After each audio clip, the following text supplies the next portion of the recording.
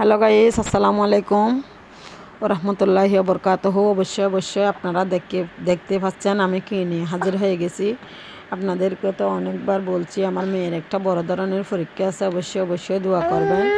কিন্তু আমার মেয়ের পরীক্ষাটা অলরেডি হয়ে যাচ্ছে।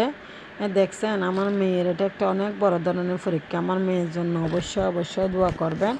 আমার মেয়েকে ঘুমের ওষুধ খাইয়ে ঘুম ফাড়াইছিল, তারপর ঘুম এসে গেছিলো। ঘুম আসার 1 ঘন্টা পরে পরীক্ষা শুরু হয়েছে। প্রায় আধা ঘন্টা মতো পরীক্ষা চলছে অলরেডি। এটা হচ্ছে কম্পিউটার দিয়ে, এটা হচ্ছে মেশিন, এটার থেকে ওই পাশেরটা হচ্ছে মেশিন থেকে লাইন আনছে। তো আমার মেয়েকে আমি হাতে একটু বলে দিছিলাম, হাতটা চুলকাই দিছিলাম যাতে নাড়াচাড়া না করার মতো। আমার মেয়ের জন্য অবশ্যই দোয়া করবেন। সবাই দোয়া করতে ভুলবেন না। আর আমার মেয়ের জন্য লাইক কমেন্ট শেয়ার করবেন অবশ্যই। আমাকে টাকা পয়সা দিয়ে হেল্প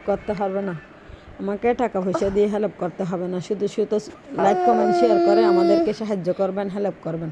বারবার বলি 10-এর লাঠি 1-এর বোঝা। এই পরীক্ষাটা করাইতেও আমাদের অনেক টাকা চলে গেছে, কিন্তু অনেক কষ্ট হয়েছে। করাইতে বলছিল 15 দিন আগে, এখন করছি 15 দিন পরে, শুধু টাকার জন্য। এখনও আমার মেয়ে ঘুম পরীক্ষা চলতেছে, অলরেডি আধা ঘন্টা পরীক্ষা চলছে, কিন্তু আমি করছি 2-3 মিনিট, কারণ এতক্ষণ তো আর ভিডিও করা যায় না, ওখানে ডাক্তার আছে।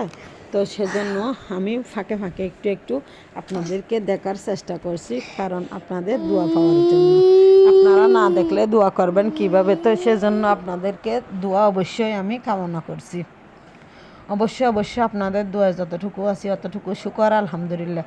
দেখছেন আমার মেয়ে ঘুমের মধ্যে আছে, পরীক্ষা অলরেডি চলতেছে। তো এখানে ডাক্তার বসে আছে, এসে হচ্ছে ডাক্তার। চট্টগ্রাম মেডিকেলতে গেছিলাম। তো এখানে পরীক্ষাটার দামও অনেক বেশি, তারপর আপ ডাউন অনেক জার্নিং হয়েছে, অনেক কষ্ট হয়েছে।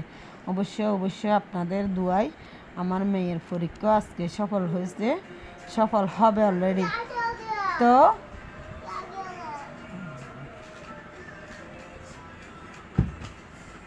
তো আমার মেয়ের পরীক্ষার জন্য অবশ্যই দোয়া করবেন। এখন এই দেখেন আমার মেয়ে এখনও ঘুমে আছে, ঘুমের মধ্যে ঘুম এখনও করে নাই। তো